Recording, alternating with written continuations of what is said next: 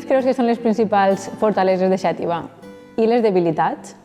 I quines oportunitats podem aportar a curt, mitjà i llarg termini? Bé, jo en este tema crec que n'hi ha una qüestió que aúna les dues coses, no? Que és una fortalesa i és una debilitat, i és el nostre patrimoni, no? Perquè siguem una ciutat amb molta història, tenim molt de patrimoni i això és una fortalesa perquè pot atraure molt de turisme, molta empresa que veja oportunitat en estar en la nostra ciutat, però també és una debilitat perquè per a mantenir aquest patrimoni en bon estat se necessiten molts recursos econòmics. Jo crec que Xàtiva és una ciutat rica en un patrimoni cultural, mediambiental i urbanístic. I l'hem de posar en valor, hem d'enriquir aquest patrimoni i cuidar-lo, sobretot cuidar-lo molt, per a que la gent del poble, el que és la seva ciutadania, el disfrute, que moltes voltes anem fora i realment no ens donem compte el que tinguem dins de la ciutat. I quan tinguem la Cova Negra o quan tinguem la cultura que tinguem i els monuments i el castell. És una deblesa el que la gent no reconega el que té en la seva ciutat, tan bonica que és i que no la saben apreciar. Entonces l'han de posar en valor. Hem d'avançar i apostar per posar en valor el nostre patrimoni per a poder ser un pol d'atracció a totes les coses bones que poden vindre a la ciutat. I a més també serà un incentiu per a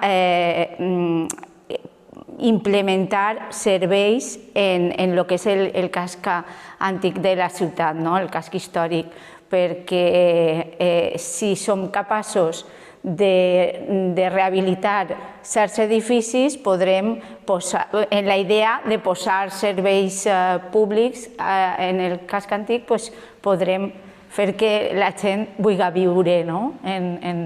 Al final és una meta o un objectiu a llarg termini.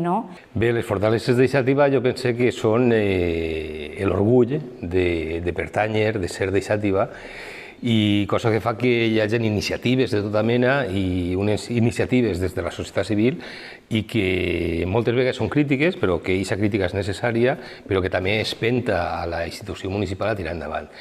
I al mateix temps la feblesa és una cosa que està relacionada amb la fortalesa, i aquest orgull de ser d'iniciativa també ens porta a potenciar el relat de la decadència en l'imaginari col·lectiu, el relat de la decadència que s'ha instal·lat en molts xativins, i sovint el que això du és a crítiques i propostes més que propostes crítiques sense una proposta concreta. I és una contradicció perquè el que és una fortalesa és l'orgull de ser de Xàtiva, poder fer coses, però al mateix temps tenim molta gent, Xàtiva té ben arrelat aquest relat de la decadència, aquest relat de Xàtiva és una ciutat decadent i cada vegada anem a pitjor, i se queden en la crítica, però no n'hi ha proposta, i això és una feblesa gran. Bé, jo crec que la principal fortalesa de Xàtiva és la seva gent. No som conscients del que ens aporten totes les iniciatives que fa la ciutadania de manera voluntària, des de les associacions o des del propi veïnat, dels carrers, de les places, organitzat.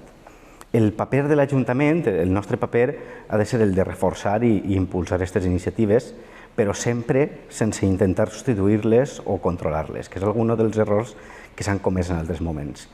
També un error que s'ha comès moltes vegades és el fet de pensar que com ja tenim un govern d'esquerres, ja s'ha acabat, ja no cal seguir fent aquest tipus d'iniciatives, ja no cal seguir reivindicant, però és ara més que mai quan és més important que aquestes iniciatives seguisquen avant. I el nostre paper ha de ser reforçar-les i donar-les la capacitat per a que en el moment en què siguin més necessàries que puguen funcionar per elles soles, que tinguin la fortalesa suficient com per a poder tirar avant i per a poder seguir fent la seva tasca.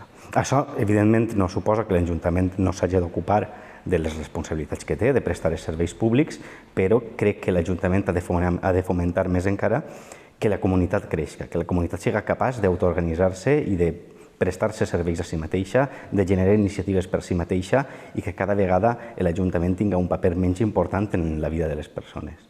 crec que Xàtiva Unida té molt clar el relat de ciutat que vol i crec que a llarg termini i al final d'esta legislatura podrem demostrar que el tindre una meta i un relat de ciutat ens va a fer avançar en aquestes transformacions que volem fer. A curt termini ja podem demostrar que siguem capaços d'arribar a consensos per a prioritzar quins són els serveis més importants que necessita la ciutat i poder dur-los endavant. I un poc, això seria la qüestió, que tenim clar quina és la ciutat cap a la que volem anar i que siguem capaços de sentar-nos i d'arribar a consensos per a prioritzar el millorar els serveis de proximitat, sobretot, que és el que va millorar la vida dels nostres veïns i veïnes. Aleshores, les coses a curt termini que se podien fer des de Xàtiva, des de l'Ajuntament, des de la institució municipal i que nosaltres vulguem impulsar, és en primer lloc crear o potenciar una sèrie de serveis per a fer de Xàtiva una ciutat amable que per a la gent gran i per a la gent menuda i en definitiva per a tota la ciutadania, com en col·legis públics de qualitat, amb serveis sanitaris que estiguin ben dotats de personal, amb una accessibilitat general en tota la ciutat. Això seria a curt termini perquè és una qüestió relativament senzilla perquè és millorar allò que n'hi ha. Després estaria a mitjà termini que el que caldria dotar de serveis generals a la ciutat per anar transformant la ciutat. Quins serveis? Des de la renovació integral de la xarxa d'aigua per a donar un servei de qualitat de l'aigua fins a millorar, per exemple, la mobilitat urbana, també molt necessària. No s'entén en el segle XXI una ciutat, sobretot el nucli antic, que tingui un tràfic tan dens com el que té Xàtiva, cosa no solament perjudica el turisme, sinó bàsicament perjudica les persones que viuen en el nucli antic, fer de la ciutat una ciutat més verda, això seria a curt termini. I a llarg termini seria posar les bases per a fer de Xàtiva una ciutat realment capdavantera en el País Valencià. I com pensem, almenys com penso jo que s'ha de fer, quina ha de ser la senya d'identitat d'aquesta ciutat capdavantera? El que ha de ser és la cultura, és a dir, agafar la cultura com a l'eina transformadora i l'eina que ha d'espentar a Xàtiva a ser una ciutat senyera en el territori valencià. Què és el que més t'ha sorprès de la responsabilitat que tens a l'Ajuntament? En la meva regidoria, que és participació ciutadana, transparència, atenció ciutadana i administració digital, una de les qüestions que més important m'ha paregut és la importància que té l'atenció presencial en l'Ajuntament. Després de la pandèmia, en la qual se va tindre que virtualitzar tot, en la qual se van imposar les cites prèvies obligatòries, l'atenció presencial en l'Ajuntament crec que és una de les qüestions més fonamentals que hem de defendre, sobretot per a la gent que necessita d'una persona que l'ajudi a fer els seus tràmits que són en molts casos vitals quan parlem, per exemple, de prestacions socials o de certs tipus de qüestions en les quals depens de l'administració. Quan una persona entra per la porta de l'Ajuntament, l'equip de gent que n'hi ha des de la porta fins al registre, totes les persones que atenen presencialment en l'Ajuntament se converteixen en aquest ajudant de les persones per a solucionar els seus problemes. I crec que això és una de les qüestions més importants que hem d'aconseguir, que l'Ajuntament passi a tindre una visió, que la gent passi a veure l'Ajuntament com un lloc on es solucionen els seus problemes i no com un lloc on vas a fer feina, a perdre el temps, a tindre que fer una quantitat de tràmits exagerada i a acabar tinguent més problemes. Per això crec que a través de l'atenció presencial, reforçant aquesta atenció presencial, podem facilitar que la gent tinga una visió molt més positiva del nostre Ajuntament. M'ha sorprès molt els grans reptes que se'ns plantegen per a canviar la consciència de la gent a través del que és el canvi climàtic que estem patint ara mateixa, com bé és la pacificació del trànsit, la cura dels arbres i les xicotetes accions que han de fer i molta pedagogia per a que aquest canvi no siga tan radical com és el que estem patint. Bé, com que en la legislatura 2015-2019 algunes de les àrees que ja les portava i més o menys coneixia el funcionament de l'àrea, realment el que més m'ha sorprès és l'equip humà, les persones que treballen en l'àrea. Perquè, clar, en l'àrea de cultura es fan moltíssimes coses. Està tot el personal que gestiona moltíssims espais, la Casa de Cultura, el CSX, el Museu, Sant Domènec, el teatre, i això són moltes persones treballant i gestionant aquests espais. També hi ha moltes persones que se dediquen a programar totes les activitats en aquests espais, i després està darrere la tasca administrativa de tot això. Per tant, el personal s'ha d'encarregar de moltíssimes coses, s'ha de coordinar moltíssim, i això és el que més m'ha impressionat, el bon ambient que n'hi ha entre els treballadors de l'àrea. Les meves àrees de responsabilitat són educació, igualtat i polítiques LGTBI. També és cert que estic de segona tinent d'alcalde i això fa que molt del meu algun del temps que tinga que dedicar-lo a qüestions molt protocolàries, però en les meves àrees m'ha sorprès molt i en positiu l'equip de Casa de les Dones. Tenim un equip de professionals en Casa de les Dones que se creuen les polítiques d'igualtat que estan duent-se endavant, i això m'ha sorprès molt positivament. I després, en el tema d'educació, n'hi ha molta predisposició de centres educatius a participar en totes les propostes que se llancen. A més de que crec que tenim una comunitat educativa molt activa i amb moltes ganes d'aprendre, de formar-se, de participar en projectes europeus, d'Erasmus, de qualsevol iniciativa que proposa tant la Conselleria com el Ministeri. Tenim molts col·les que estan participant i això també m'ha sorprès molt positivament. I en el tema de les famílies, totes les AMPs de centres estan molt involucrades. Crec que comença a assumir-se també entre els companys de govern i la resta de grups polítics el tema de ciutat educadora, i això també crec que és molt positiu. Després també m'ha sorprès positivament, també he conegut a l'associació Art de Sant Martín, que és l'associació que està treballant per la inclusió de les diversitats sexuals, i també són una associació molt compromesa en que Xàtiva sigui una ciutat inclusiva, i crec que entre tant l'Ajuntament com el moviment social, quan convergís en aquest punt, crec que avançarem molt en aquesta legislatura en aquest tema. Quins són els principals reptes de la teva àrea de gestió? El principal repte de tots és el que enllaça en el que he comentat abans de quines transformacions li fan falta a Xàtiva a llarg termini. I aquest repte és fer de la cultura el tret diferenciador de Xàtiva i al mateix temps un tret de cohesió de la ciutat, de tota la ciutadania. És a dir, fer una cultura a l'abast de tot el món, una cultura que tinga o puga disfrutar-la qualsevol persona, perquè l'oferta sigui diversa i que això sigui un tret diferenciador de la ciutat i al mateix temps transformador i al mateix temps de projecció de la ciutat en el territori valencià.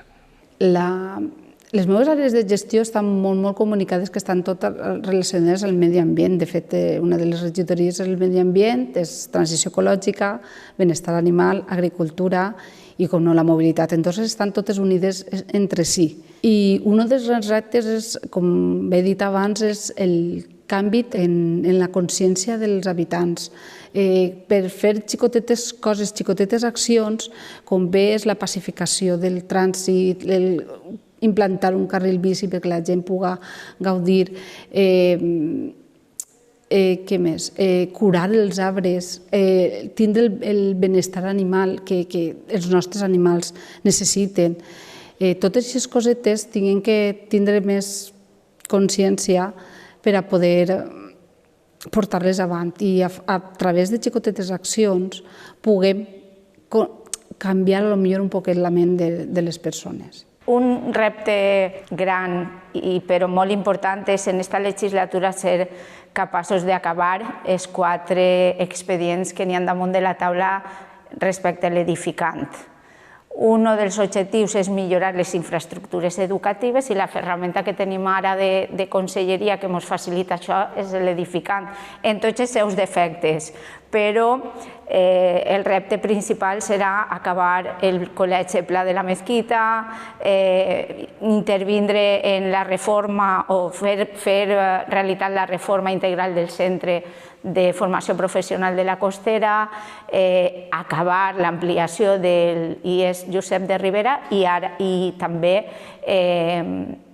intentar que se liciten les obres de reforma de l'Atilio Burchetti, que són els 4 expedients que estan iniciats i que ja tenim delegació de competències i per tant hem de treballar moltíssim perquè aquestes 4 infraestructures milloren en aquesta legislatura. En quant a igualtat, anar ampliant les mesures de corresponsabilitat que ajuden a que les famílies puguen criar d'una manera més còmoda i anar implantant els plans d'igualtat i anar ampliant les mesures en aquest sentit. Crec que són aquests 2 reptes, els més grans que tinc, però anirem fent cosetes. En el que fa a les regidories de participació ciutadana, transparència, atenció a la ciutadania i administració digital, jo crec que el principal repte és canviar el sistema de relacions entre la ciutadania i l'Ajuntament. Hem d'obrir l'Ajuntament a la ciutadania de manera que pugui ser l'espai on la gent es troba còmoda. Per això és important diverses coses. En primer lloc, donar una bona informació, millorar la manera en què l'Ajuntament dona informació i no parla solament de la informació dels èxits polítics, de les notícies, sinó de la informació de com es presten els serveis i també de la informació que és més necessària que mai des que s'han aprovat les lleis de transparència sobre el funcionament de l'Ajuntament. Això per un costat. I després és important que s'obriguen els canals per a que la gent pugui entrar a l'Ajuntament, i no me'n refereix a entrar a fer els tràmits que hagi de fer, sinó entrar a decidir, a que no siguem soles les 21 persones que formem part del plenari i les que prenguem totes les decisions, sinó que existeixen canals a través dels quals la gent pugui prendre decisions directament en el que s'ha de fer en l'Ajuntament, a través dels consells de participació, a través de pressupostos participatius i a través d'altres sistemes que permeten aquesta democràcia directa, aquesta democràcia participativa i deliberativa de la gent directament amb la institució.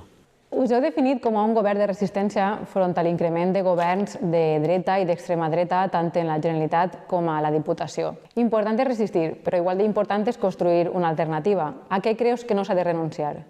Jo crec que com a marca de Xàtiva Unida no hem de renunciar a fer de Xàtiva una ciutat més amable i això suposa anar implementant mesures de mobilitat sostenible en quant a pacificació del trànsit i pacificació dels entorns sensibles. Parlem del tema dels entorns dels col·legis, però també dels entorns dels centres de salut. Millorar l'accessibilitat, crec que això no podem renunciar. I després tampoc hem de renunciar a millorar tot el que siga els entorns urbans relacionats en els xiquets i xiquetes. Crec que els nostres xiquets i xiquetes es mereixen uns parcs més amables. En la ciutat que tenim, que patim altes temperatures en molt de temps durant l'any, hem d'anar implementant ombres en les zones infantils. Al remat, anar fent una ciutat més amable per a tots i totes. No podem renunciar mai a perdre les nostres senyes d'identitat, com és la cultura i la nostra llengua. És un valor que tenim i que poquet a poquet van imposant i intentant llevar-nos-la, tan rica, tan antiga. Jo penso que no hem de renunciar a la igualtat, a la inclusió i a la defensa de la diversitat, a la conservació o a la defensa o a la millora del medi ambient, de totes les polítiques que comporten el medi ambient, i sobretot a la defensa de la cultura i la llengua del poble valencià. Hem de tindre molt clar que el nostre objectiu és transformar. No hem vingut així per a gestionar millor, ni per a gestionar més èticament, ni per a fer les coses millors, que també, això s'ha de donar per descomptat. Hem de gestionar millor, hem de gestionar d'una manera ètica, però el nostre objectiu principal és transformar. Per tant, hem d'aconseguir que els canvis que fem es noten, que la gent es doni compte de que són canvis bons i que duren en el temps, que no se puguen canviar d'una passada, sinó que siguin canvis que tinguin un efecte durador en la ciutat. Quin regidor o regidora que no siga del teu grup municipal t'ha semblat més interessant? Molts repetim de legislatures anteriors, val? Crec que no és tant si la persona és interessant o no, si és el que per a mi és important és si anem a ser capaços de treballar conjuntament o no, i de moment hi ha bona sintonia. Però si tinc que nomenar algú que m'ha sorprès positivament és l'Ena Baraza, la regidora del grup socialista. Crec que és una dona que quan parla i quan intervé té les coses molt clares. Ha treballat també en una línia molt interessant tot el que ha sigut la legislatura anterior en el tema d'educació, d'igualtat i me pareix una dona potent. Jo crec que és una qüestió que he notat també els últims 4 anys. A mi un dels regidors que més m'ha cridat l'atenció és Eduardo Llopis, del Partit Popular. Crec que, a pesar d'estar en segona fila, no és ell el portaveu, és qui marca el perfil polític del Partit Popular. És qui marca el perfil ideològic, que és un perfil ideològic més dur, sobretot en contraposició, i això crec que és una part important de l'estratègia del Partit Popular, en contraposició amb Marcos Sánchez, que és el portaveu, que moltes vegades se mostra ambiguo, inclús no intervé en alguns dels debats més importants que se porten al pleno. En contraposició a aquesta figura, que se tracta de protegir de les polèmiques, apareix l'altra figura, que és qui marca un perfil polític més dur, marcadament conservador, que s'apropa molt a Vox, i sobretot davant de la incompareixença de Vox en aquest Ajuntament, és el PP qui a través d'aquest regidor marca aquest perfil per tal d'atraure a aquest perfil de votant. Me passa potser igual que a Héctor, perquè també això de nou i treballar en l'altra gent i conèixer des de dins a altres persones te fa canviar potser el que pensaves d'una persona i ara te fa tindre una vista diferent. I un dels que més m'ha sorprès, simplement per la tasca que té, és Nacho Reig. És perquè només en la tasca que té el gran problema que té en el cicle hidràulic de la ciutat de Xàtiva i la part econòmica del que és la ciutat, de gestionar tots aquests diners, no és gens fàcil. Si ja en una economia domèstica ja és complicat portar avant els diners del sou mateixa, portar els pressupostos d'una ciutat és molt complicat, és un repte, és una persona que deus de tindre d'ahir un... M'ha sorprès, realment m'ha sorprès la seva tasca. Jo crec que totes i tots, regidors i regidores del grup municipal, de l'equip de govern i de tota la corporació, perquè realment dedicar-se a la cosa pública, presentar-se per un partit polític, estar expost totalment al públic, a la crítica, això és bastant costós i això significa deixar de costat moltes hores de la teva vida privada, de la teva vida familiar, de les teves amistats, i per tant és d'agrair que hi hagi moltíssimes persones que vulguin dedicar-se a això.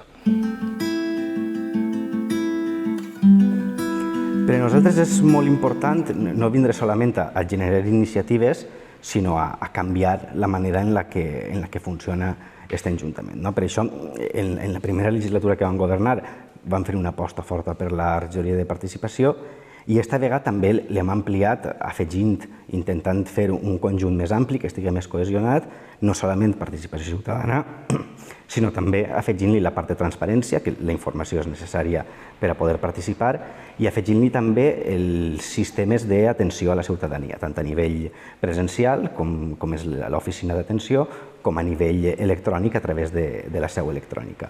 La participació, la transparència, el fet de poder obrir l'Ajuntament a que les decisions de la ciutadania entren dins és una qüestió transversal.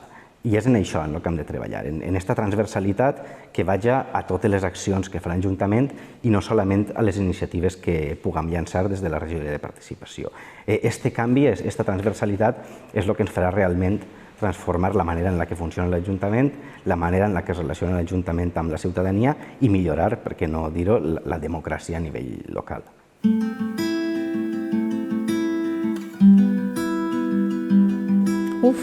Jo molt, perquè quan tinc moltes regidories he planificat molt.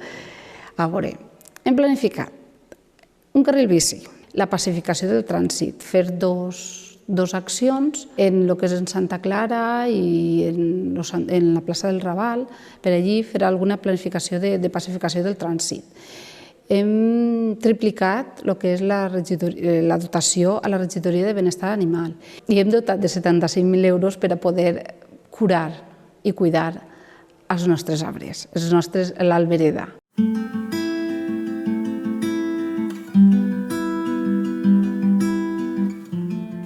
Mira, de les meves àrees de gestió, estos mesos crec que ha sigut molt important posar en funcionament el servei de ludoteca. El Remat és un servei que ve a complementar les escoletes matineres en el tema de la corresponsabilitat. Les famílies tenien l'opció de poder deixar abans de l'horari laboral els xiquets i xiquetes en la matinera i per la vesprada quedava un poc coixo. Hem pogut posar en marxa aquest servei i crec que és molt important per a les famílies i crec que ha sigut una de les coses xules d'estos primers mesos.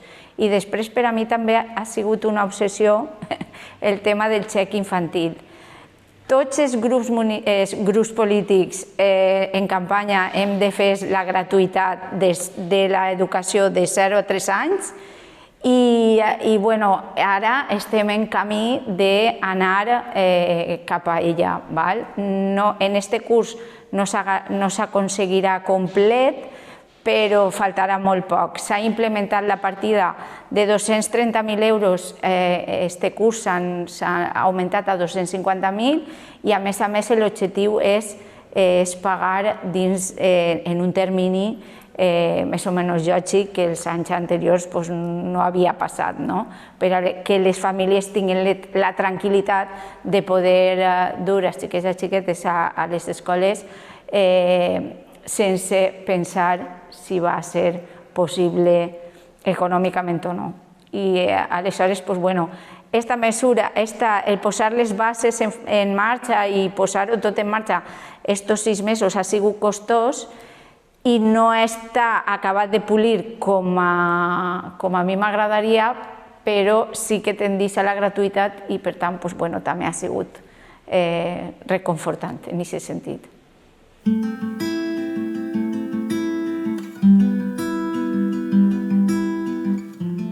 En la meva regidoria, a banda de dur totes les competències de cultura, portem altres que són molt semblants i que estan relacionades. Per exemple, portem museus, des de cultura, portem biblioteca, portem arxiu, portem memòria democràtica i portem política lingüística. És a dir, que és un grapat de competències. Al final, totes elles, moltes són de gestió interna, per exemple, la de política lingüística té una forta càrrega de gestió interna, però també de gestió exterior, i per tant un dels objectius és que tot allò que fem, tota la nostra programació, s'hi aporti una diversitat de propostes per a totes les edats, per a tots els públics, i que la gent d'iniciativa se senta atreta per anar a la biblioteca o per acostar-se un dia al museu o per anar algun dia al teatre, és a dir, per a participar de les activitats culturals, perquè estem programant en funció de tot això. I clar, això és un dels objectius. Primer que acostar, guanyar públics a tot el que és el plantejament de cultura. I després un altre dels objectius és millorar la gestió dels espais que hi ha i que funcionen bé, intentar fer-lo encara millor i suplir les deficiències que hem observat en alguns.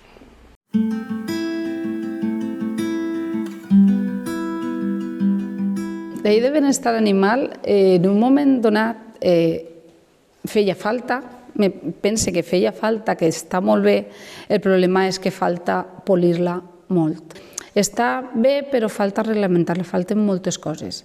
També em pareix molt mal que hagin exclòs els bous d'esta llei. O sea, que és una llei on a lo millor els lobbies de lo que és la tauromàquia han pogut evadir lo que és la llei de benestar animal.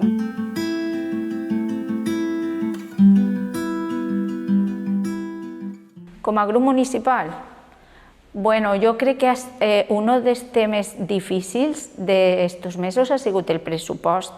No és fàcil fer un pressupost perquè tenen que quadrar moltes coses, les intencions polítiques, les prioritats o les necessitats dels dos grups que governem, però també té que quadrar tota la qüestió legal. I crec que ha sigut un procés dur i millorable de cara a 3 anys. Sí.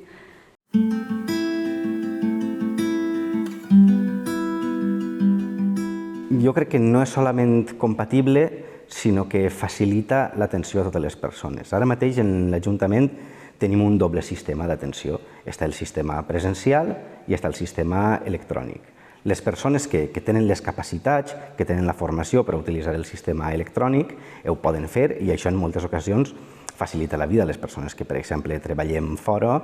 El fet de poder saber que el dia que t'has d'agarrar de permís en la faena és el dia que tens una cita confirmada en l'Ajuntament i que, per tant, t'atendran, facilita molt la vida.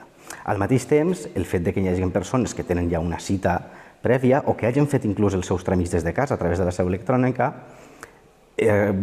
allibera espai perquè les persones que estan en l'oficina d'atenció presencial puguen atendre a les persones que necessiten estar cara a cara en un funcionari, en una treballadora, per a poder plantejar els seus problemes i per a poder fer els seus tràmits.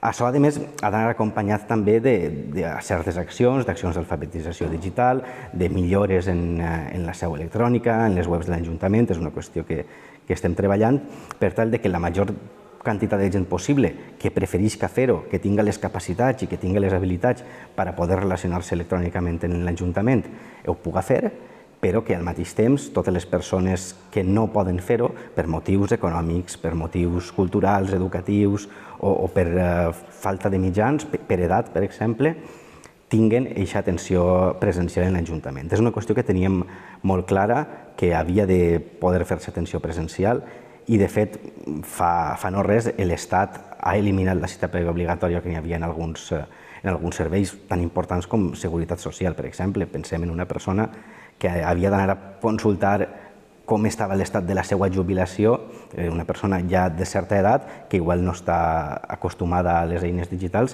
i no podien atendre-la presencialment si no tenia una cita prèvia. Això en l'Ajuntament de Xàtiva ja fa temps que no és així i és una qüestió per la que apostem. Una atenció presencial forta i un servei de cita prèvia optatiu per a que la gent que prefereix aquest sistema o que prefereix relacionar-se electrònicament amb l'administració puga fer-ho d'una manera més fàcil.